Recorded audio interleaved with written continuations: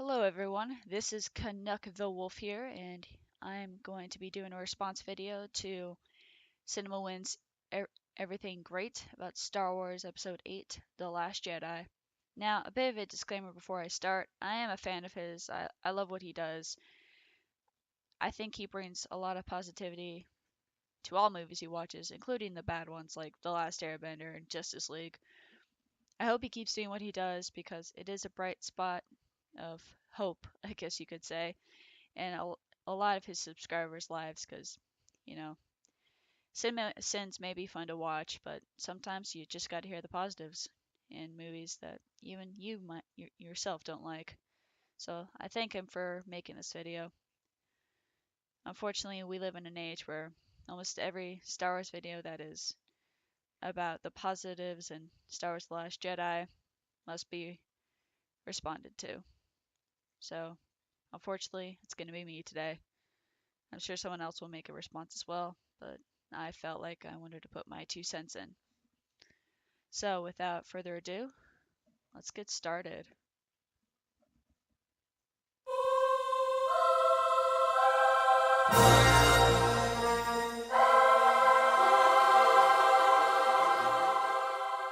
I started the Force Awakens video with a silly, I'll be objective and not a Star Wars fanboy disclaimer that was intentionally meant to be immediately dismissed. I'm not even going to bother this time. Some of you unsubbed when this hit your inbox, that's fine. But let's do something real quick. Before we even get into this, let's take a poll. The Last Jedi.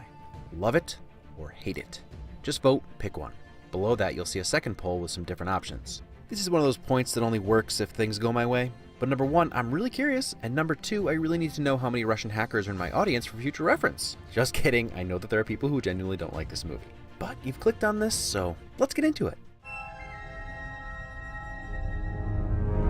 What I find interesting in for CinemaWins in this video is that in almost all the Star Wars Everything Great videos he's done, he's always talked about the title crawl or the text crawl that starts the movie. And here he doesn't, and I think that's interesting. But then again, this movie is supposed to pick up right after The Force Awakens, so because he felt he didn't need to do that. Speed fly through the Resistance ships. No feelings were harmed in the making of this scene. What? You guys don't speak BB-8? Happy Beats here, buddy. Come on. I have an urgent communique for General Hux. General Hugs.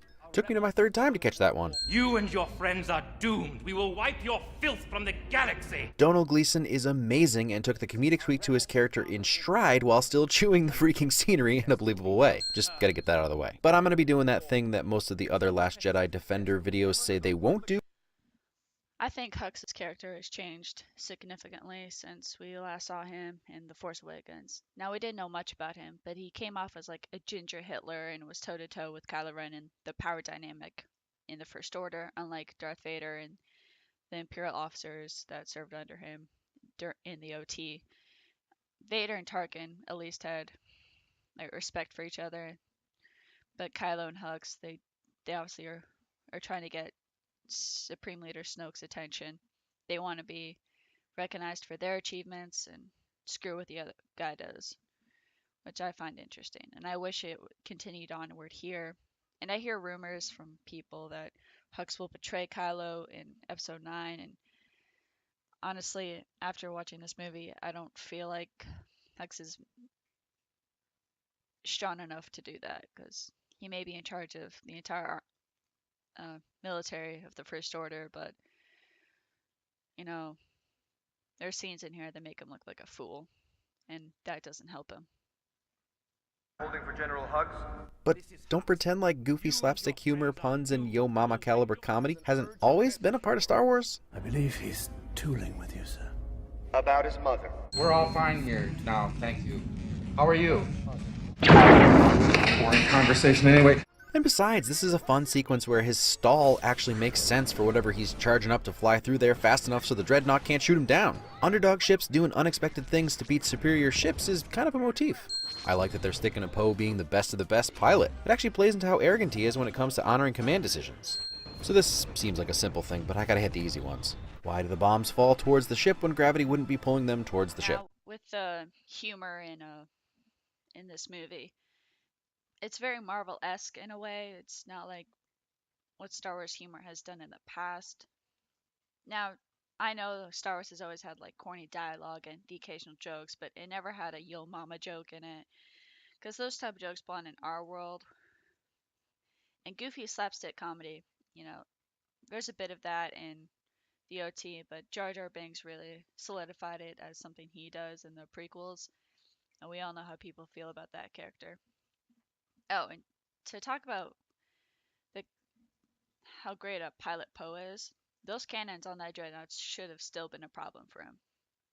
Because they were a problem for Luke when he went to attack the Death Star with the with Red Squadron and Gold Squadron. They were a problem for them then, and they should have still been a problem for them now, unless technology reversed in 30 years, but that should not have. Superior ships is kind of a motif. I like that they're sticking to Poe being the best of the best pilot. It actually plays into how arrogant he is when it comes to honoring command decisions. So this seems like a simple thing, but I gotta hit the easy ones. Why do the bombs fall towards the ship when gravity wouldn't be pulling them towards the ship? That's why. She breaks her back due to the artificial gravity on the ship, so once the bombs leave the ship, there's nothing to slow their momentum downward. Also, self-sacrifice from our first badass good girl in this film, showing no fear in the end. Supremely. A quick thing about the bombs. Well, it's not really quick, but there's actually an explanation for the bombs in the visual dictionary for this movie, which is, I can't remember what YouTuber brought this up, but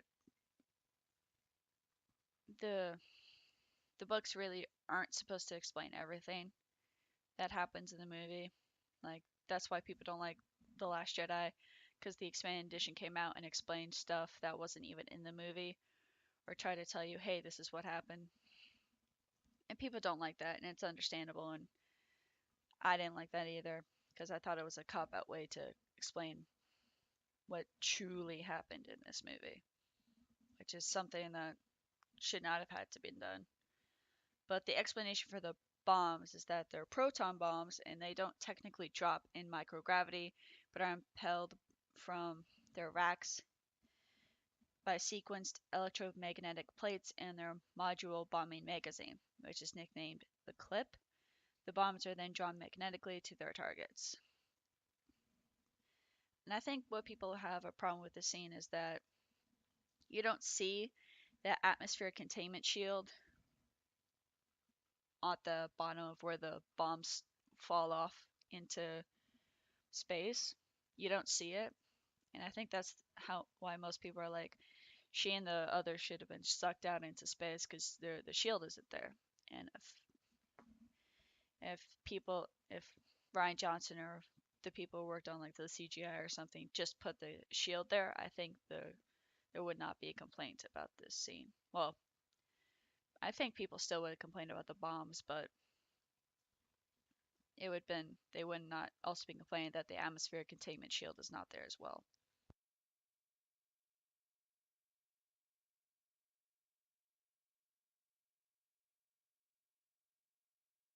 Comeuppance? Oh man, that's where Luke got shot in Return of the Jedi. Yikes, that's some continuity. This isn't a jab at fans who idolize lightsabers. This is Luke becoming the old hermit of this trilogy. He didn't get it then, he does now. Laser swords do not a Jedi make. Rey extending Anakin's lightsaber to Luke was a clear invitation. Please come save the day with this super special tool akin to Fix-It Felix's hammer. And Luke is letting her know he's not that guy, and for good reason as we'll get into. Where's Han? First little hint that Luke has cut himself off from the Force. Otherwise he'd know. You wonder why I keep a rabbit cur properly manipulated can be a sharp tool. I'm going to stay away from hypothesizing too much about Snoke. Most of what he says can be interpreted in varying ways. I mean, who is he talking about? The context and timing sounds like Hux. He's addressing Kylo, but the actual words, rabid cur, that applies way more to Kylo. A cur is a low or mixed breed dog, which is exactly what Kylo is. And if anyone acts like they have rabies, it's Kylo. So is he talking to Kylo about Kylo? He's also a sharp tool who's been manipulated. My point is that Snoke is a crazy old fool, or he knows and controls more than he leads on. We may not have seen the last of him, or at least the effects of what he set in motion. With the whole rabid cur comment that Snoke makes, I think he's talking about both Kylo and Hux, because the rabbit part, Kylo is very much like a rabid dog, you know.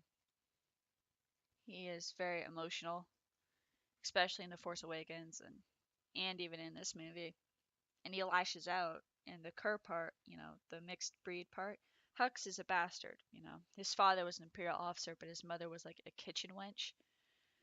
So I think he's like talking about both of them at the same time without, you know, naming names.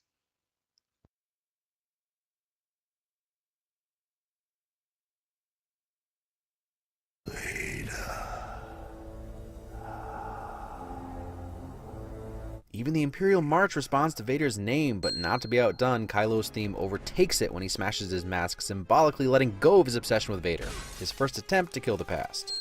Bested by a girl who had never held a lightsaber? A little lampshading for those who still complain about that battle. Even Snoke forgets he was shot in the abdomen with a bowcaster. Remember those days when the biggest complaint about Star Wars was that Rey was too powerful? Those were the days. Those days are still around. I hate to say that CinemaWins, but those days still exist. I'm still watching them occur in front of me, whether it's with people in real life or on the internet. People still complain about that. So trust me, those days are still here if you miss them so dearly. Think what? I'm gonna walk out with a laser sword and face down the whole First Order? Spoilers! Also, love that he calls it a laser sword like his father when he was a kid, and also because that's his attitude. The legend of Luke Skywalker, and more importantly, as he'll explain in a bit, the Jedi has been way overblown. This is awful and gross, and is worth removing a win. But you get the point he's making, right? Rey wants Luke to legend up, and he responds by spilling milk on his chin and going fishing. It's just another way of saying, I'm not the guy you're looking for, I just farm and fish now. But also that's some fishing ingenuity, making Tom Castaway Hanks look like a schlub. Well, I can see that Luke was trying to show Rey that he was out of being a Jedi by the whole disgusting milk scene and the fishing part. I think she was following him around was her attempt to show that, hey, she's committed to learning how to be a Jedi. She wants to become a Jedi. I think she was hoping he'd relent and train her. Who are you? Who are you? Mark may not have loved what they did with Luke, but that did not stop him from bringing his A-game. Just the two distinct deliveries of that question. Why are you here, Rey from nowhere? The First Order's become unstoppable. Why are you here? There were heroes on that mission. Dead heroes, no leaders. There's Poe's arc setup. He starts this film right where he left off in The Force Awakens, a hero flying by the seat of his pants. But at this point, the Resistance needs leaders, not heroes.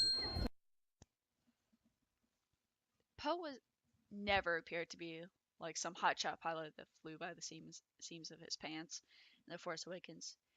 He helped plan the attack on Starkiller Base with the leaders of the Resistance and members of his squadrons. The only reason that the plan changed was because he needed to make those quick decisions because he was Black Leader. He led both squadrons. It's his job. And he was respectful towards leadership, so him acting like this to Leia, of all people, doesn't add up to how we last saw him in The Force Awakens.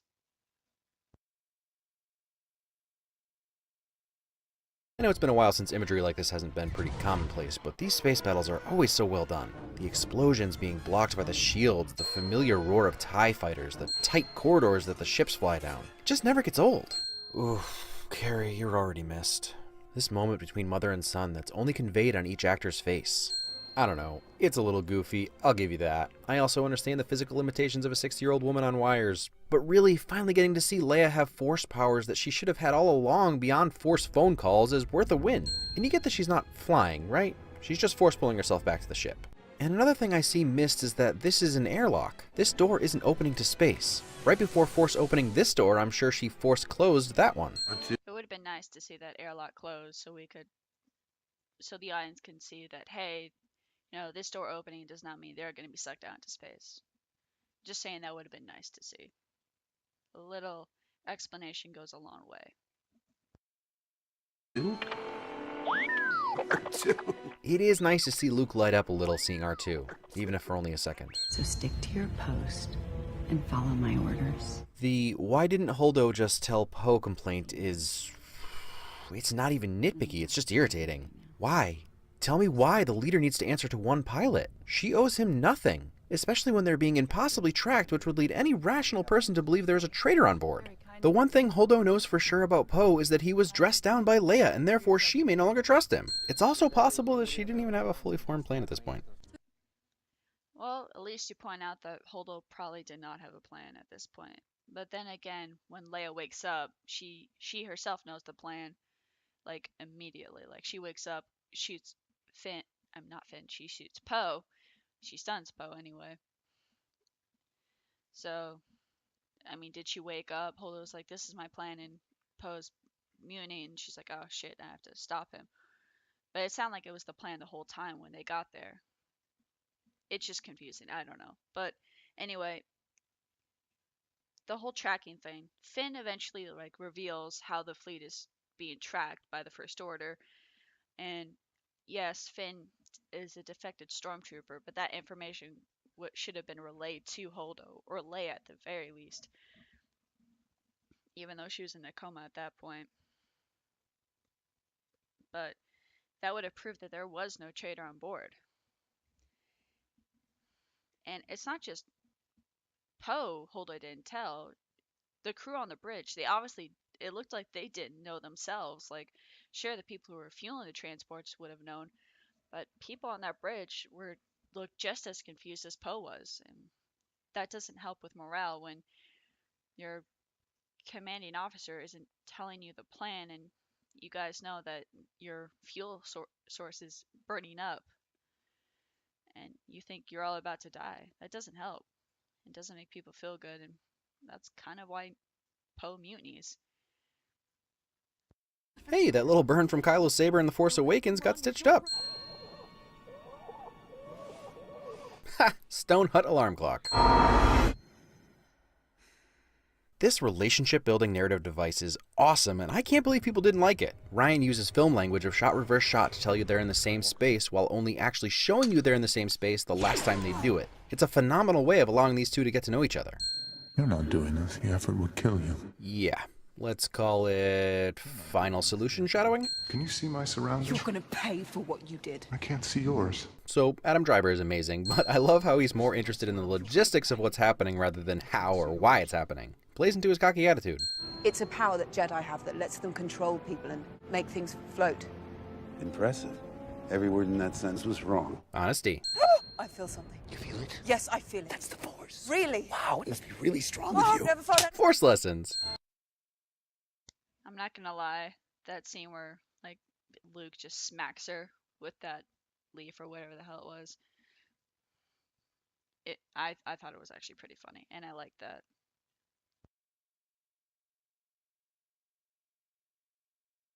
Peace. Violence. And between it all, Balance. that Force does not belong to the Jedi. Man, that's haven't I been saying that? I get that your appreciation of this explanation comes down to preference and your own interpretation. This is what I've always thought. There's this misconception that the Jedi are always the good guys, but every movie has given us at least one reason to doubt that, especially the prequel. I think the Jedi have always been seen as the good guys and the Sith the bad guys. However, after Darth Bane established the rule of two, the Sith decreased into only 2 existing members, and that's why the Jedi Order that we saw in the prequels was complicit and arrogant in their ability to maintain their power. And what's also interesting is that I know this is now considered Legends lore, but the Sith and the Jedi both came from the Jedi. They came from that same source. So power is important to both of them. It's just how they use it is what's different. I think that's the key. Straight to the dark. I love how his astonishment that she went right to the dark initially gives him reason to be afraid, but ultimately informs his decision to return. Filled with the worst people in the galaxy. Great. Guys, it's just a joke. The worst people in the galaxy the first time were the smugglers in Mos Eisley. Now it's the Capitol residents from Hunger Games. And I don't really care how terrible they are. I want a convertible yacht, space yacht, and I'll do anything to get it. There's only one business in the galaxy that'll get you this rich. War. I'm not even sure how you could be offended by this in our galaxy, since it's so clearly not true. War is profitable, but Bezos, Gates, and Zuckerberg don't sell weapons, man. Ironically, they sell something much worse. Material and immaterial happiness. Social commentary. Don't at me, I love Amazon. Social commentary in my Star Wars? It's more likely than you think, people. Yes, Star Wars has done this before in the prequels. Heck, the Clone Wars series did some commentary on the same subject, with the Bakey clan profiting from both the Separatists and the Republic during the Clone Wars. So this isn't new, it's just ham-fisted into this film. And I believe that's what most people are annoyed about. BB-8 is acting lethargic because his belly is filled with gold coins. Say what you will about Canto Bight, I can't help but see it as just an expertly crafted, thorough scene. I like this direct answer to why is Rey good with a lightsaber so quickly. She good with her staff. That's true. Rey is good with her staff, but you do realize that a lightsaber and a staff weigh differently, right? Like, a staff is heavier than a lightsaber. A lightsaber is a light weapon. It's an elegant weapon from a more civilized age. But seriously, the weight is different, which means she would have to struggle to balance the weight of that lightsaber before anything. I mean, yeah, in our world we can wield a lightsaber because A, it's a toy, B, it's not real. So and there's a bit of weight to it, but the lightsaber blade, it's just light. There's no weight to it. So it's the hilt she'd have to get used to the weight of. And Anakin's lightsaber hilt is heavier than most lightsabers. So, you know, she'd have to, like I said, learn how to get used to that. Because, like I said, it's different from a staff. Legacy of the Jedi is failure. It's not true. At the height of their powers, they allowed Darth Sidious to rise, create the Empire, and wipe them out. And that's exactly why this is who a lot of us expected Luke to become. He's not even mentioning that the Jedi's teaching of emotion suppressing and fear of anything from the dark side played a big part in his dad becoming Darth Vader. The lighting in this film is astounding. People theorized that Luke would think this way, but they also theorized that he created a new Jedi that was better than what came before. That's what people are hoping for. Because that's what he did in the Legends Star Wars. But this Luke is not who people expected, because he seems out of character to a lot of people.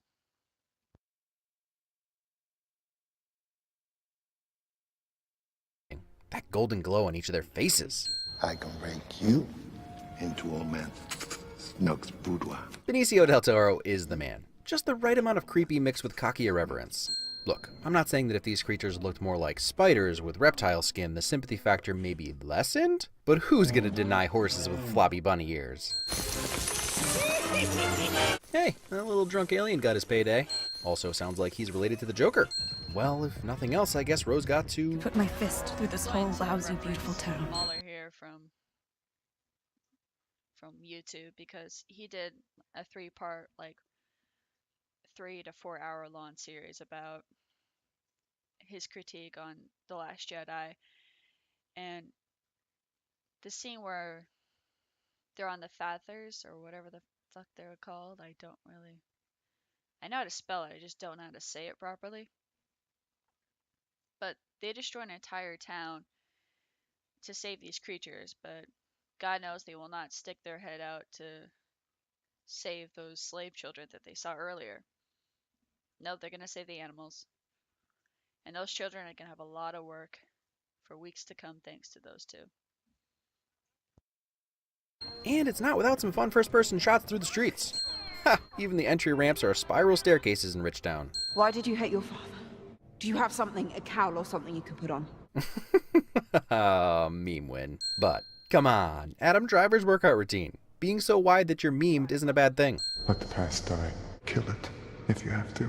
Kylo says that, and then Rey immediately goes to the dark cave on the island to get answers about her past. His point is that it doesn't matter where you're from, just like it doesn't matter where he's from. Choose who you want to be. beautiful sequence, but I also like that it's basically the same scene in Empire with a different meaning. Luke goes to the Dark Cave to confront Vader before he's ready, and in addition to probably being really confused, learns that to kill Vader is to kill himself, which makes more sense once we find out Vader is his father. Rey goes to find out who her parents are and is presented with only herself, which is her first hint that she has no one but herself. The mirror cave scene with Rey, the meaning of it, I don't think it was ever up to debate within the community. Because, yeah, it meant Rey alone.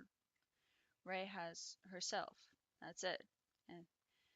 But Maz Kanata, I think, said it best that in The Force Awakens, Maz said, what you seek, it isn't behind you, it is ahead.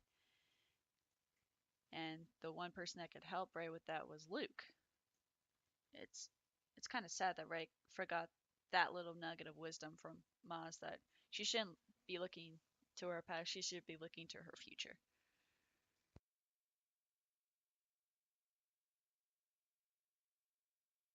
For me, this is the most compelling part of this film. Two people teetering on the edge of the Force, dark and light, neither fully understanding their place in these ancient religions, reaching out to try to find commonality. It's some weird combination of familial, romantic, and I guess Force connection, but also somehow feels so relatable. Picking up where The Force Awakens left off, Ryan did as much practically as he could, even shots like the hut blowing apart were practical. Regardless of your feelings about who Luke has become, seeing him embrace being the master, fighting with an antenna, and knowing his superiority has to give you some sense of joy. Ooh! First time Luke has used the Force in a physical way in who knows how long, and it happens by instinct. I think this is where Ryan lost a lot of people, and I honestly understand your frustration. Luke should be better than this, but honestly, that's kind of what this film is about. It's why Luke is the way he is. He's not perfect. Even our heroes have flaws. Last time he approached the dark side, it was because Vader had threatened Leia, and Luke lashed out in anger, pleasing the Emperor. This time, he responded to his fear of what Ben would become. He knew where it led and wanted to stop it, but fear leads to anger, anger leads to hate, hate leads to suffering. But in all seriousness, Luke condemns the old Jedi's actions for what happened to the Republic and to his father, which was to never teach the dark side. And that's why they allowed it to fester underneath themselves. That's what people theorized what Luke would have taught in his new Jedi Order, what the dark side is like, because he touched it in Return of the Jedi when he fought his father. After Vader said, "Sister, so you have a twin sister. If you will not join us, then perhaps she will." And then he got angry, and then he started lashing out against his father. And that's how he beat his father. However, instead of learning from that, it was like Luke had the same fear as the old Jedi did. His instincts told him he needs to kill his nephew to save everyone. It's one step further than what the Jedi Council did with Anakin. They just straight up rejected training him. Luke went further. He was willing to kill his own nephew, and that's what angers a lot of people about Luke's characterization in this movie. It's just not Luke Skywalker. Not going to go the way you think. clairvoyance. Ooh, she once again extends his father's lightsaber to him, asking for his help, and Luke refuses because, like he said, what should he do? Face down the entire First Order? Interesting thing I'm just realizing is that Luke was totally on his way to burn the Jedi text when Rey arrived, which is why he changed right back out of these white robes when she got there. Makes even more sense why he'd throw the lightsaber away. He'd made up his mind about the Jedi already. Master Yoda. Young Okay, I'm not gonna lie. When I saw Yoda, I was pretty excited to see him in the theaters.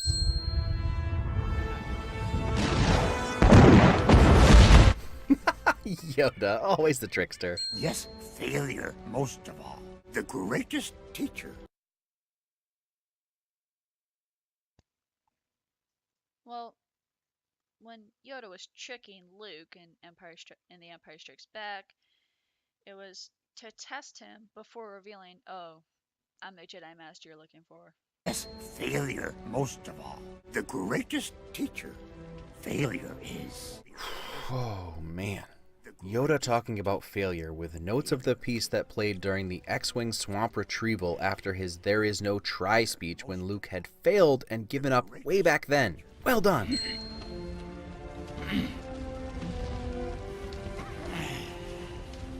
That's what you brought us to? Coward!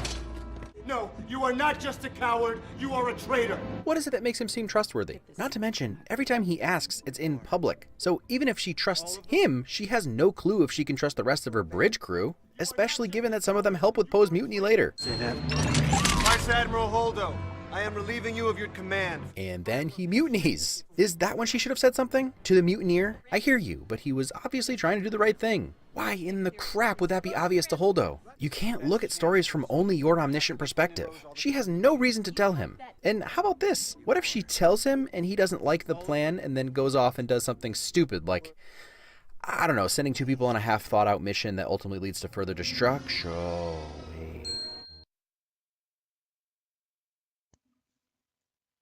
Leia later tells him the plan that when they're on the transport, and he responds with, "This might actually work." He agreed with the plan the moment someone told him about it. If Holdo just pulled him aside and told him, he would have understood and agreed with it, because he later tells he believes Leia. He's like, yeah, this might actually work. So I don't see why he would be annoyed with it after being told, because if you have a person on board a ship or in your platoon company or whatever that has this that has this like stubborn personality like Poe seems to have here, I think it would have been wise to tell him, because otherwise you get outbursts like that, which he pulled on the bridge in the mutiny, and especially in front of like the crew. That's not good for morale. No one, nothing like that is good for morale, because it makes people question the leader, and that's something no leader should want to deal with.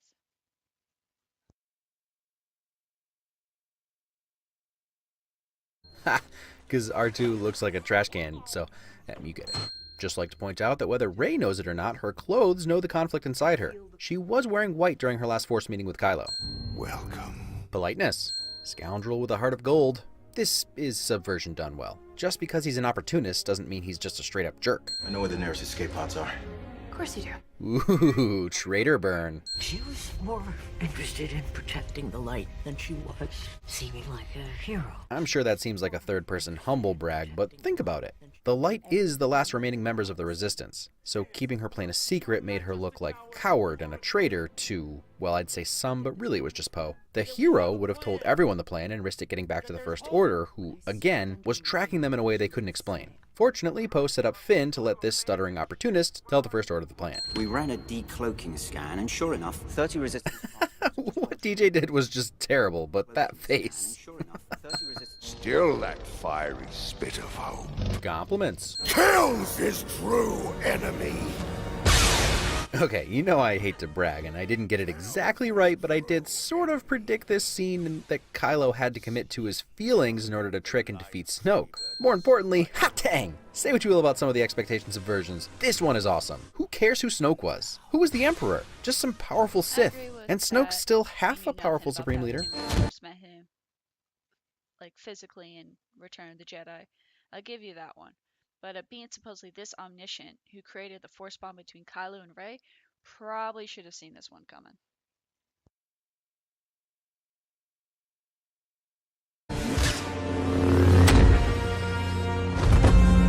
Also, yup to that shot. Oh man, the way her hand comes up so perfectly timed to the swelling score. Now we've got some Star Wars.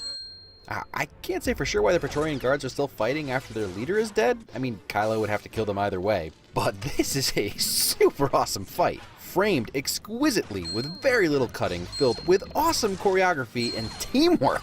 It's so satisfying to see them fight together after the build-up in this movie. Ingenuity. Hey, finally those cross guards come in handy. Yep, a little reverse grip form that she had trained for earlier. Now, the Red Throne Room fight scene is definitely choreographed. It's kind of sad how you can tell that easily. Like 3 Praetorian Guards are pushed away from Rey who clearly just kicks only one of them, but they all go, whoa, we're all going back now. You can say she used the Force, but you never got the impression that the Force was being used in this fight. And I'm glad her personal lightsaber training came in handy, but if you watch the scene, the guard originally had 2 blades, but then one of them magically disappeared, which isn't a good thing.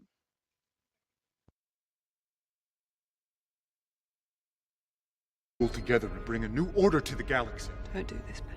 I love her response as if he's reading words written in textbooks, which, since it's been said so many times by so many baddies, it should be. But it's also the first time I genuinely thought our protagonist might actually join our antagonist, because they have a real, actual relationship they've been building through this movie, built on trust and common histories, even though he's from all the bloodlines and she's from none. He actually cares for her, and that's apparent. You have no place in this story. You come from nothing. You're nothing. Okay. Call this a cop-out. I'm glad Rey's not a Skywalker. Lucasfilm would have let Rey join him. It just wasn't going to happen. Would have been cool if she did, though. I think Luke and Vader's familial relationship made me believe that Luke was more likely to join Vader in Return of the Jedi than Rey joining Kylo here. Also, he's good at manipulating people. He manipulates his father, which led him to killing his father, because, you know, Han let his guard down when it came to his own son, because Kylo was like, I'm being torn apart. I know what I have to do, but I don't think I have the strength to do it. Will you help me? And Han was like, yeah, of course I will. You're my boy. And then Kylo kills him. So, and this whole, like, they had this building of trust. I feel like if Rey didn't see Kylo kill Han, and if they hadn't fought in the forests of Starkiller Base, I feel like then, yeah, I can see her mistrusting this guy because she doesn't know that much about him. But, you know, he killed his father, who she saw as a father figure to her, and then he nearly killed her friend Finn. Like, how can you trust someone like that? It's not right. Resistance cruisers preparing to jump to light speed. It's empty. They're just trying to pull our attention away. For the record, I think that's the main reason she was able to do it. They could have blown her out of the sky if they didn't think she was just fleeing. The executioners have a black stripe, kind of like a black hood. They burned her hair. This is amazing. The silence, the visual, the destruction, the self-sacrifice. To me, if it was revealed that Rey was trained at Luke's Jedi temple, then her memory was like erased to protect her from Kylo Ren and the Knights of Ren, then I wouldn't mind her being so powerful. Heck, I wouldn't mind that she came from no particular bloodline, because there are a bunch of people in Star Wars, especially in the prequels, that come from nobody bloodlines. We don't know their story. And besides, it would have made sense, because like her Force instincts were what would have aided her in her struggles and fights in Jakku and then onward. I didn't need Rey to be a Skywalker or a Solo or a Jin or Palpatine or Katarn.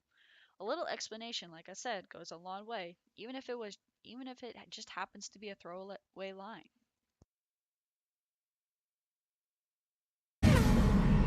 Ooh, and that bullet sound of the ship. BB-8 to the rescue. Reminds me of all the times R2 came to the rescue. Blaster beam just ricochets. Even if you think Phasma again goes out like a sucker, you have to admit this showdown is pretty fun. The Supreme Leader is dead. Long live the Supreme Leader. Badass bad guy.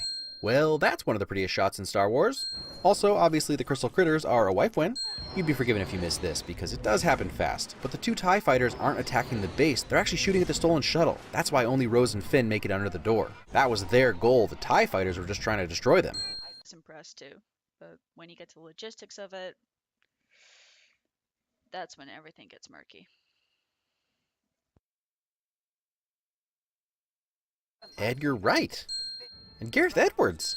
Now this is pod racing? Nah, we've seen these high contrast images since the first trailer, but that doesn't take away from how beautiful it actually is. The aesthetic of the red underneath the white is wholly unique and stunning. I love the idea that the First Order learned from the Empire's mistakes on Hoth and beefed up the legs of their guerrilla walkers so they can't be harpoon tripped. Triple kill! Chewie and Rey to the rescue! And the Falcon announced just by a familiar sound and shadow.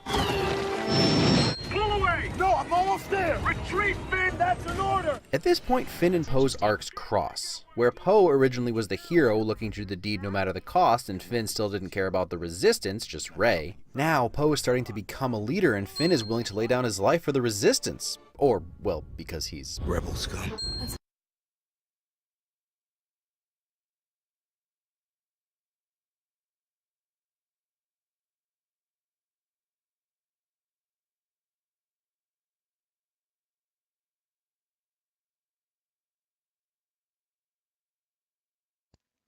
And yet they still use regular walkers.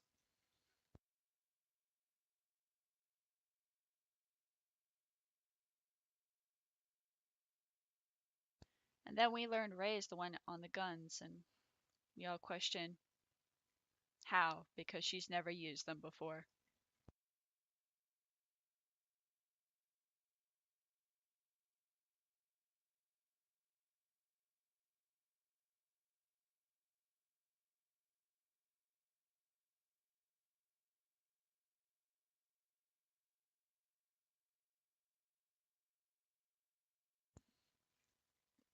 Unfortunately, Poe had to learn how to be a leader by being belittled by two of his superior officers, which is sad.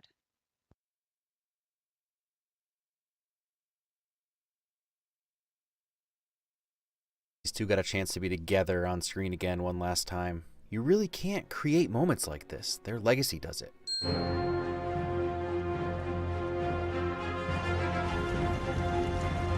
Few moments, few pieces of music give me the rush and goosebumps that this moment does. The same melody is just repeated with increasing intensity. Everyone stares at Luke as if they're seeing a ghost or a legend, and he plays into the legend so perfectly. When the music finally crescendos, we get a badass good guy. I mean, it's fun to believe he could force block 1,000 laser missiles, but come on, force knowledge isn't invincibility. What's more important is that he embraced being a legend, but still so awesome either way. Bring me down to him. Don't get distracted. I'll go. Right away, sir. Loyalty.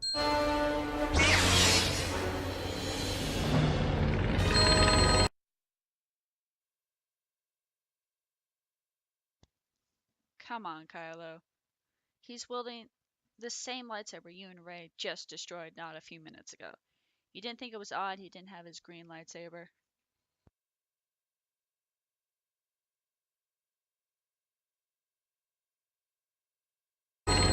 He's doing this for a reason. He's stalling so we can escape. Of course, the guy who did this would realize that's what Luke is doing. Tell him Leia has an urgent message for him about his mother. No, we are the spark that'll light the fire that'll burn the First Order down. And then Poe fulfills his leadership arc, and Leia even acknowledges it. Follow him. Luke's foot doesn't actually interact with the salt when Kylo's does. Yep. You can say, oh, but he's just a projection. Yeah, but Kylo's still not making contact. The Resistance is dead. The war is over. And when I kill you, I will have killed the Last Jedi. Amazing. Every word of what you just said was wrong. More honesty. And I will not be the Last Jedi. And that's Luke realizing he still had things to learn, even about the Jedi. And that Rey's gray version of being a Jedi may actually have merit. And even if it's right before he goes, Luke's back! Being a Jedi, she simply tried to do what Luke did in Return the Jedi, except she didn't succeed. Kylo's still with the First Order. He is now the supreme leader of the First Order. He is still technically a Sith, even though he doesn't consider himself one, apparently.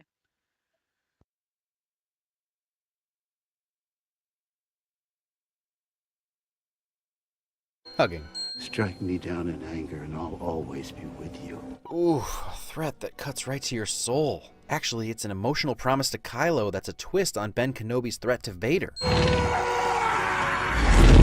And the deliberate skid of his feet as if drawing the blood he thinks he created with that stroke. See you around, kid. Badass good guy. In a few minutes he channels both Obi-Wan and Han, bringing everything full circle. Whereas previous Star Wars films may have struggled with pained yells, let's say Rey and Kylo do not.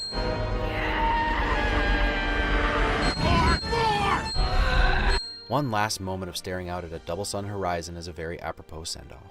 But don't worry, this isn't the last we'll see Luke. Probably obvious, but no one who vanishes into the Force is ever gone forever. I like this little hint that it was more than just Snoke's bridge. More importantly, Rey shuts the door on her past when Kylo so clearly could not. I'm Poe. Rey. Well, now when Finn and Rey end up being brother and sister in the next movie, at least we have love interests for everyone. Luke. I can't even with that statement right now. I'm sorry, no. Luke is gone, but it wasn't sadness or pain, it was peace and purpose. Yeah, he coming back. Luke Skywalker, Jedi Master. We got a better storyteller than 3PO, but you get it? He's a legend again, because anyone may be a Jedi. I've wrestled for, well, almost a year now with how to deal with this movie. Truth be told, I started writing this script on December 16th, 2017, and have been adding, editing, deleting, tweaking, rewording, and otherwise just trying to get this right since then. I can't even tell you how many words I've written about this movie. Just kidding, it was a little over 14,000 at its peak. But a lot of that was because something would pop into my head and I'd just add it. I found out that a lot of the same ideas come to me worded slightly differently. A lot. It's under 10,000 now, but still not everyone will be interested in everything I have to say, so I put some timestamps in the description. 20% of you probably gave me a solid thumbs down within the first 5 seconds and left a hateful comment because you think I'm devaluing your opinion as a fan. That's unavoidable. That's not my goal, but I know some of you will still feel that way, so I'll just apologize in advance. I'm not arrogant or foolish enough to think I'm going to change anyone's opinion, and by all means, if you're here just hate watching this video, know that you're doing the right thing. I support you. I can let the hate flow through me, and hopefully you get some catharsis out of it. I won't even say that you shouldn't hate it. It sucks that you feel Disney, Ryan, and Kathleen all ruined your favorite characters. And as much as controversy breeds views, I'm not here to stoke the fire of that particular war. Even if I don't understand or agree with your issues, you're allowed to have your opinions and you can feel as betrayed as you do. That was a cheap move. What you're not allowed to do is attack other humans over a dumb movie.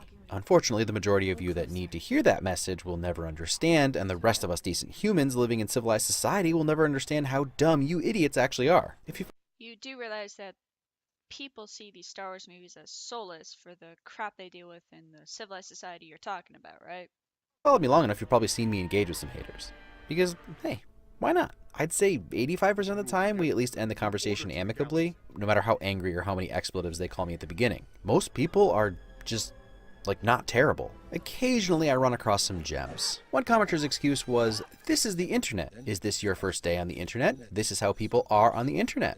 As if the internet isn't just a collection of information and people interacting with each other however they choose. Every comment you type on this video is the internet. You are currently shaping the internet. So make it what you want. You want it to continue being a cesspool of hate and idiocracy? Make that your legacy, I guess. Or you could just be not terrible. To the same degree, I've witnessed so many threads under my videos turn from cursing and hatred and name-calling and belittling to a polite conversation just because one person offered the tiniest apology and acknowledgement that the other person is indeed another person. Most people are decent. Test it out for yourself.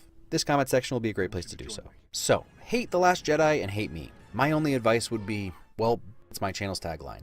Liking things is more fun than not. And I'll take it a step further. Choosing to like things can also be more fun. As in, yeah, this movie happened. As of right now, Rey's parents are nobody, Snoke is nobody, and we could have been hyperspeed ramming ships for ever. I know some of you want this movie to not have happened, but it's in there now, man. It's canon. I'm not the first to bring up that Empire received some scathing reviews when it was released in 1980, but I don't hear many people talking about why. And I think the main reason was that the trilogy was not complete. The same thing will happen with The Last Jedi. Once we've moved on to another trilogy, the kids watching these movies will immediately accept that astral projection, space flying, and telepathic conversations are canon force powers and part of the lore. As MatPat pointed out, while theories may have created the fan response, someone watching this movie for the first time, even in say 5 years, won't have read any theories and won't be invested in the plot threads that don't actually occur. What happens, happens. 13-year-old me didn't scream, "What? Dark side force users don't have lightning power?" I've never seen that before. When the Emperor zapped Luke in the last 10 minutes of the last film, I said, whoa, cool. And honestly, I was a little more enthusiastic when Luke force projected himself. Thank goodness not all the rules have been written. Though, I guess technically this one was in a Jedi book somewhere, so... But don't limit the Force. Why would you want to do that? You do realize that when people were complaining about the astral projection thing, Ryan Johnson pulled out an actual book that was written about the Jedi Order that you can buy that tells you what powers Jedi have. Like, that book exists. I own it right now, and along with the Sith one, the Imperial one, and the Bounty Hunter one. They exist. How sad would it be if everything that could happen has already happened? So yeah, I'm gonna defend this film, and I may seem a little annoyed at times because the hyperbole around this film is just plain out of control. Even in my own comments section, there are some repulsive takes. Every time someone even so much as requests The Last Jedi, there's at least a couple comments telling them how dumb they are. I'm not trying to give these people their 15 seconds so you can look for yourself. I've already said, no one can take the Luke of the original trilogy away from you. People change. This doesn't mean Luke was secretly like this all along. And I'm not trying to be dismissive. These are just some of the immediate thoughts that popped into my head when the outrage began. I don't think anyone foresaw how far the outrage would reach.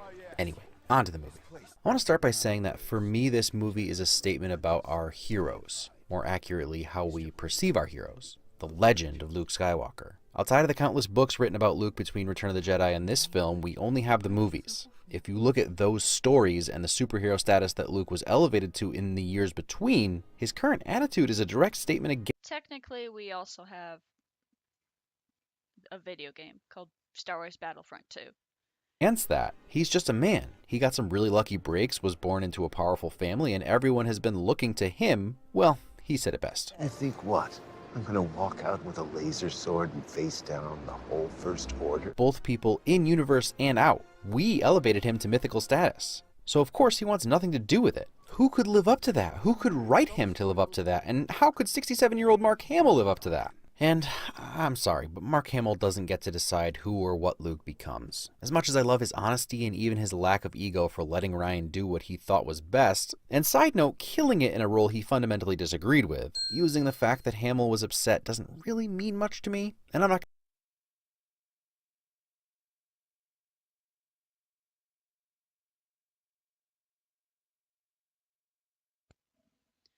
If you've portrayed a character well, and you were fortunate enough to make people happy with that character, then I believe you get to decide what that character is supposed to be like. Like, if I got the script to The Last Jedi and I played Luke Skywalker, and I saw that Luke was now a character that would turn off people, I would have the right to vocally not be happy about that. Al Pacino was Michael Corleone. Mark Hamill was Luke Skywalker. These actors made these characters iconic because of how well they are portrayed by said actor and how well they knew their character. Like, there's an interview with Al Pacino with how he knew what was going on in Michael Corleone's head during the events of The Godfather Part 1, Part 2, and Part 3. He knew Michael, and Mark Hamill knows Luke Skywalker.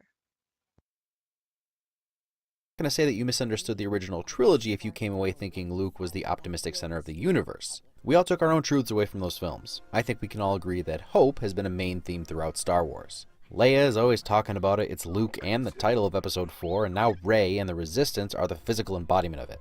I think people were upset by who Luke became because he had lost his hope.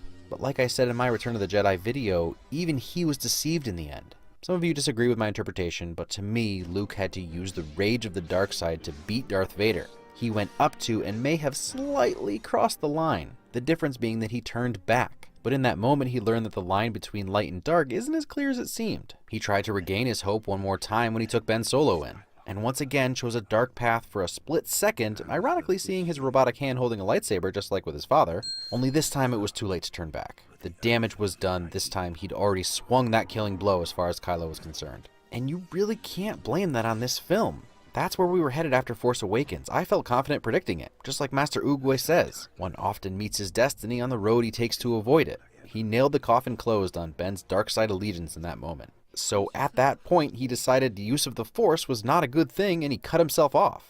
That's why he has no clue what's going on in the galaxy. Luke went into exile because he thought the Jedi weren't helping anything, which, based on evidence and history, they weren't. It was a Sith who destroyed the Emperor while the Last Jedi was being sizzled for sticking to the light side. I know that's an obtuse interpretation, but also very literal. Hope was no longer a luxury Luke could have, and I can't blame him for that. He failed his sister, failed his brother-in-law and best friend, and in failing his nephew had created the new Darth Vader. If that's not a reason to sideline yourself, what is? But that's just the first 2 acts of the movie. After a chat with Yoda and the realization that Rey didn't need to be a Jedi in the sense that he'd accepted, Luke found hope again. Watching her ask the dark side for help as he once did reminded him he didn't need to be afraid of the Force. And he literally marches out to face the First Order with a lightsaber, knowing full well he's going to die. And by doing something so legendary, he sparks the hope that his physical form never could have done. He embodied that legend in a way that no one had before. I can't help but love that so much. I really feel like anyone who says Luke should have actually shown up wasn't paying attention. He had a way bigger impact as the legend than a physical being. He wouldn't have been able to do anything if he was really there. I guess the other option was Superman Luke? I just can't see a way in which Luke showing up and tearing guerrilla walkers apart with his mind works in this film. Once you make him Super Jedi, where do you go from there? That's never what Star Wars has been about. Don't get me wrong, Vader's complete ponage in that hallway is thrilling and I wouldn't trade it for anything, but that was less than what I've seen people expecting of Luke. Luke was never supposed to get God mode. He's always been a conflicted kid trying to do the right thing but often going about it the wrong way. In the end, Luke gave up everything to embrace his legend status in a wholly unique way. But enough about Luke. He's not even really one of the main characters, but I felt like I needed to explain why I liked his portrayal in this film. Luke embraced his legend status in the EU as well. However, he used it to help people and to do what was right no matter what. This Luke had no proper build-up becoming this man through, well, what we saw in Return of the Jedi and the video game that's supposed to come before this. The main themes in this film is failure. Almost every plan put in place has at least a piece that fails. Poe destroys the Dreadnought, but every bomber is destroyed. Rose and Finn find a codebreaker, but he ends up selling the Resistance out. Holdo sends the transports to the planet, but a lot of them are destroyed and she has to die to save them. But through failure, each character grows and changes. Initially, Rey can't convince Luke to come back, essentially embraces the dark side only to get no answers, and then falls into Snoke's trap to then be betrayed by Kylo one last time. But through all that, she was finally able to let go of her past, the thing holding her back, this ever-present who am I and where do I come from? Which brings me to one of the most hated subversions. You have no place in this story. You come from nothing. You're nothing. I don't see the "you're nothing" message as some inclusionist propaganda. Here's why. When the first Star Wars was released, Luke was the son of a long-dead Jedi who some old guy spoke highly of. Far as he knew, his parents were nobodies, and soon even his adoptive aunt and uncle were dead. Luke was a nobody. Sure, he ended up being the son of the most powerful Jedi and Sith ever, but that's not where we started. Star Wars became a story of important bloodlines, but that's not what made us relate to Luke. He was just a moisture farmer who wanted to join the rebellion. I'm glad Rey is no one, because now we've circled back around to anyone can make a difference. The world has been opened back up. How can you hate that message? Obi-Wan Kenobi was a nobody, Ahsoka Tano was a nobody, Mace Windu was a nobody, and even Yoda was a nobody. We don't know their full story, and yet they've inspired fans. Yes, Star Wars became a saga about the Skywalker solo family, but there's always somebody who we knew little about that inspired people. George Lucas made up the name of Obi-Wan's homeworld and called it Stew John when he was being interviewed by Jon Stewart. The point is, there's always been nobodies, and they've always inspired people.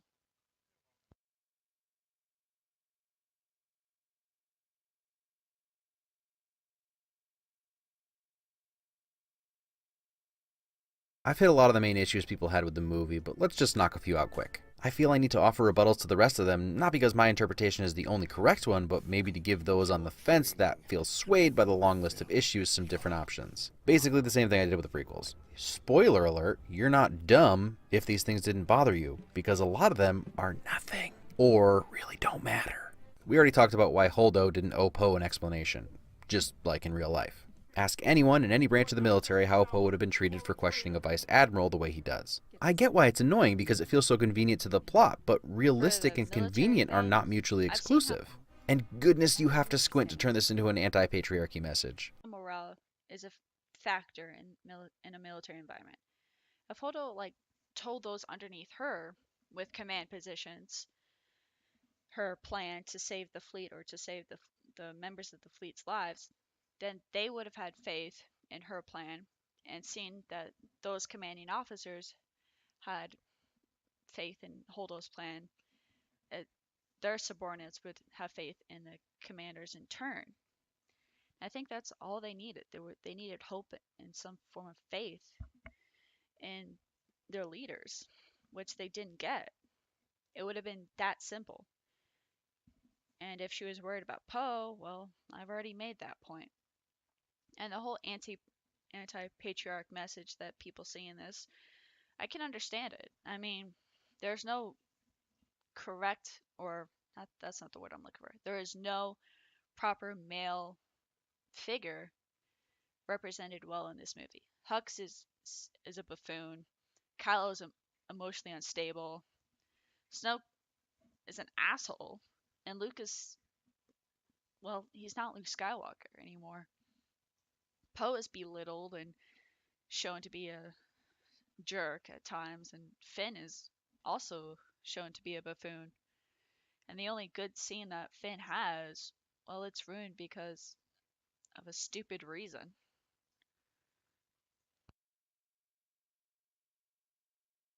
Holdo could have been a talking porg and the story would have played out the same. Another big issue people have is that the Canto Bight side quest not only is a waste of time, but actually makes things worse. First, that's the point, that's what this middle chapter is supposed to do, plus it was a learning moment for Poe about trusting leadership.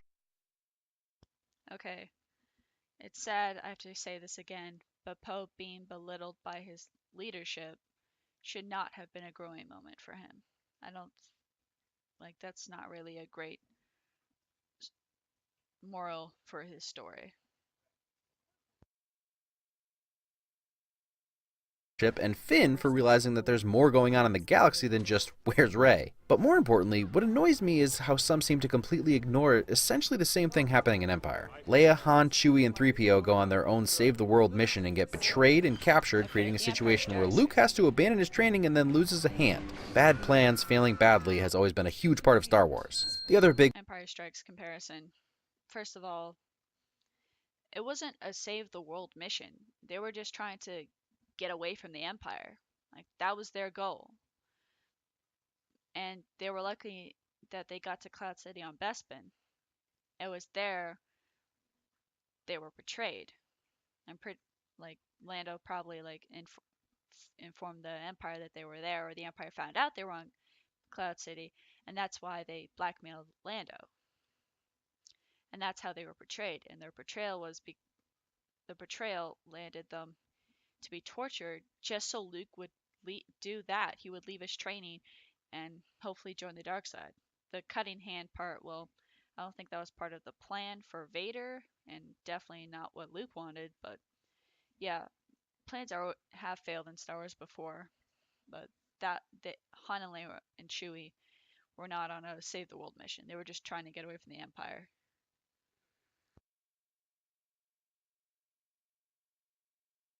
subversion was Snoke. I genuinely loved when Kylo followed through with ending him. That was a great twist, and I'm really thankful he's out of the way. Although there are still ways to use him, and if JJ is clever enough, he could still make him important. But he needs to sort out Kylo first. But without Kylo claiming his throne, I'd already seen this dynamic play out. I want something different. And I'm sorry, just because we live in the age of internet theorizing doesn't make the fact that characters' backstories aren't explored the filmmaker's problem. When Jedi ended and the Emperor was dead, how much did you know about him? Did it really matter, or was he just a foil? I'm not saying this film doesn't have problems without perfect solutions. It's hard to explain why we've never seen anyone hyperspace ram another ship before, even if there has to be a first time for everything. Though, like off the top of my head, they could develop some kind of shield that's based off a hyperspace engine that creates a wormhole that will just make a lightspeed ship pass right by you. Lightspeed weapons aren't the end all. Someone could also very easily explain that the stars aligned just right, the distances were just perfect, and she really just hit a 1 in a million target that probably can't be repeated with any consistency. I know I'm fixing a genuine problem, my point is just that it doesn't have to break Star Wars. Someone just needs to break it in the other direction. The whole hyperspace ram thing that Holdo does is against established Star Wars lore, because hyperspace works in that a ship must be equipped with a hyperdrive that allows it to enter an ultra dimension known as space-time, which results in molecular displacement, which helps the ship achieve light speed. This means that there is no way she could have rammed the Raddus into the ship, because she entered space-time, and that's not the same as real space, which is what she was at before she hit light speed. So she should not have been able to hit them, because molecular displacement would have just made her go right past them. Because if this is how hyperspace actually worked, then you would have to be really careful not to make sure you hit any like planets, stars, asteroids, whatever, on your route to wherever the hell you're going. I'll admit that the slow speed chase leaves a little to be desired, and I feel like there were solutions the First Order just ignored, like send a destroyer ahead at light speed and then have them come back from the other side. But who knows, maybe it was just easier to wait them out. Why enter into a battle when you can just blow up a dead-in-the-water ship? The intricacies of space travel and artificial gravity and every sci-fi part of this film have always been wonky. That's why it's fantasy, not sci-fi. What is the point of all this if we can't blow up 3 tiny cruisers? So it really doesn't bother me. It was just a framing device. And I think Hux is just arrogant enough to wait out the resistance anyway. What did he have to lose, really? They also could have made Holdo's reason for keeping the plan from Poe more apparent, and this could just have maybe been handled differently. Outside of a slow speed chase, I will say that the obsession with fuel being the catalyst for the story is weird. As if problems with ships have never come up before? I mean, it's a running gag that Han couldn't engage the hyperdrive when he needed to. R2 was always fixing shields. The Phantom Menace only ends up on Tatooine because of some part they needed. Fuel is just another component of space travel. It comes up in Rebels, and refueling is mentioned in the main series. I'm really trying not to be dismissive here, but some of these complaints make it hard. The real point I want to convey is that if you want to start picking apart Star Wars and you want to not be hypocritical about it, you need to go back to the beginning.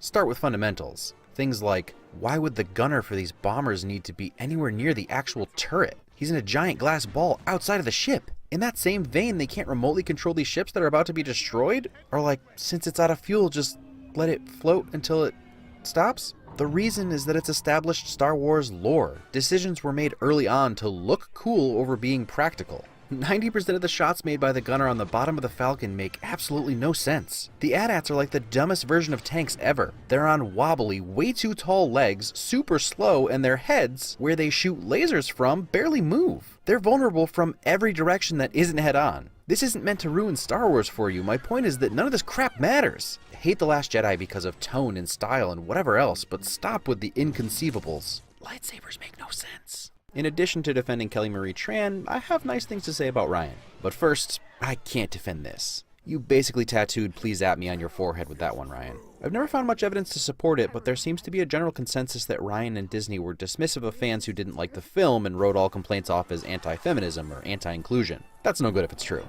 At the same time, Ryan's human and allowed to have emotional responses when people attack his work, and obviously once his cast of friends are being attacked, all bets are off. But everything I read and watched and listened to from Ryan shows me he really is a Star Wars fan who was trying to make the best movie he could to excite the fans.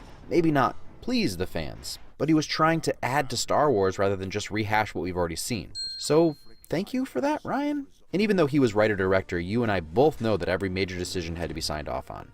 And really, that's my biggest problem now that it's clear there was no plan from the beginning. To be fair, there was no plan for the original trilogy, and that turned out fine. But JJ and Disney knew they were making a trilogy and had an opportunity to at least outline story beats, and they didn't. Or Ryan threw them out. There's conflicting information on that. Maybe it's too... Alright, for the whole Ryan Johnson thing, like, there is a panel that he did with Mark Hamill, where Mark Hamill says, you know, we also have to listen to the fans. And Ryan Johnson said, no, we don't. And then Mark just looks down in sadness.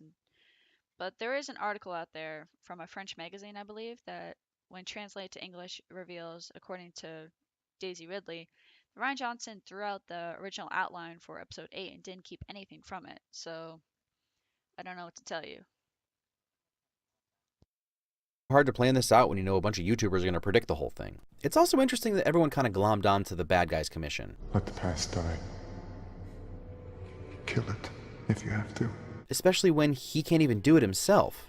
He thinks killing Daddy and Mommy and Uncle Lukey will do it, but that's not how that works. And the fact that he's so obsessed with killing the past, a la allowing the skim speeder's approach by letting himself be tricked by his daddy's ship and then not noticing that Luke is a projection? Look, I give Luke a bunch of credit, but Kylo is an attuned Force user that could have sensed what was going on if he could just calm the Force down. But he's more obsessed with the past than anything else. And then let's look at the evidence. Rey keeps the Jedi texts, Luke embraces his own legend, even admits he was wrong about some stuff. Even the OG Master comes back and teaches Luke some stuff about failure. Failure, most of all. The greatest teacher, failure is. We are what they grow beyond. That is the true burden of all masters.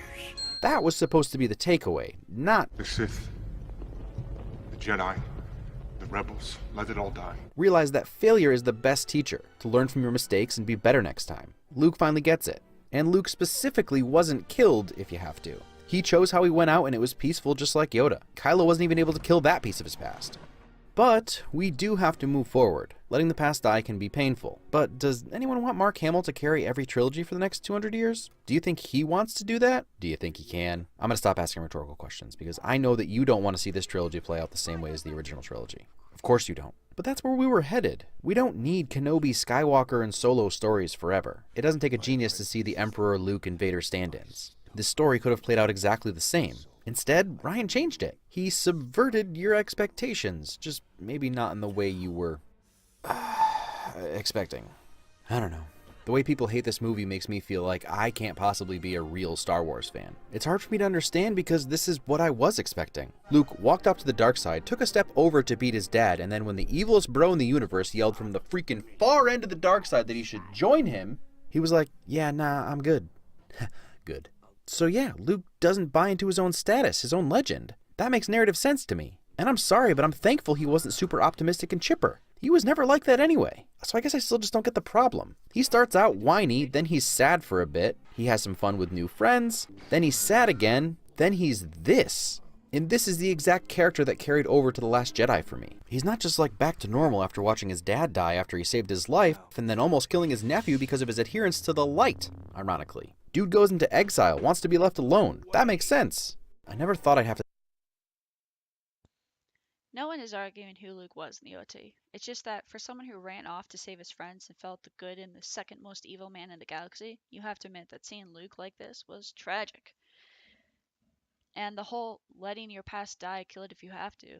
Yeah, sometimes you have to let go of your past, but it doesn't mean you have to forget it. And that's the thing. Disney seems to forget that the original trilogy exists. Those things happened.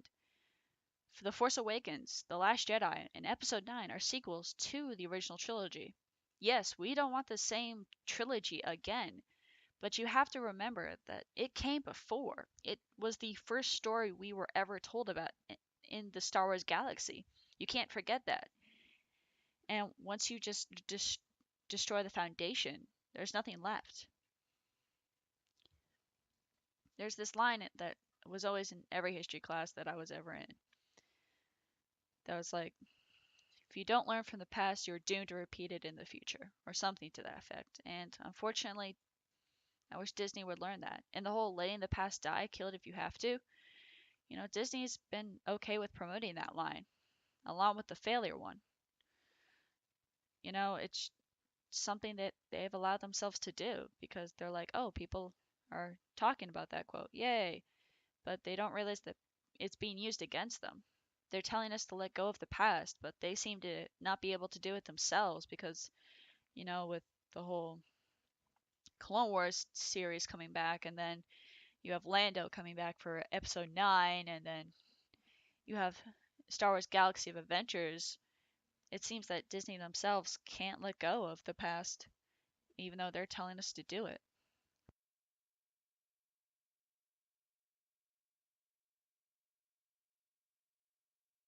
Double down on some stuff I said in my prequels videos, but it is okay to like this movie. Some really intelligent people like this movie. You're not dumb, you're not a real fan, nor are you just a fanboy. And there are also intelligent people who really dislike this film. Neither side is right, neither side is wrong. Well, I've been defending and talking so much about the themes, I've neglected so many of the little amazing details like the beautiful wide shots and lighting, the score, the performances. You can't even compare Hamill's performance in this film to the original trilogy because he's on another level. Adam Driver continues to carry us along and I really can't wait to see what they do with him next. He wanted to tear it all down, so he should be doing something completely different from Snoke or the Emperor or even the Jedi. I'm genuinely excited for episode 9 because there's a story there and I really don't know what it's going to be. That's sort of exciting. There's barely much to theorize about. The slate is nearly clean. I don't know. I've been accused of being too optimistic. We'll see. Longest conclusion ever. If you made it this far, enough time has passed that I bet if you go back to look at the polls, you'll see that the you either hate it or you love it narrative is a little overblown. Just something to keep in mind. Next week's something way less divisive. Godspeed, Rebels.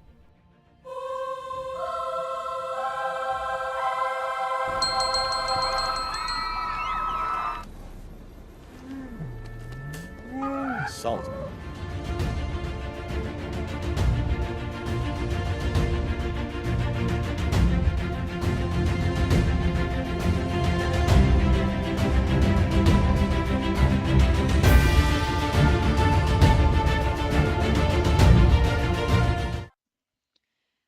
Alright, if you guys made it this far into the video, then I congratulate you. I didn't think a lot of people would get this far, because some of the stuff I didn't address is because I didn't want this video to go on for hours at a time, because I don't think I could do that.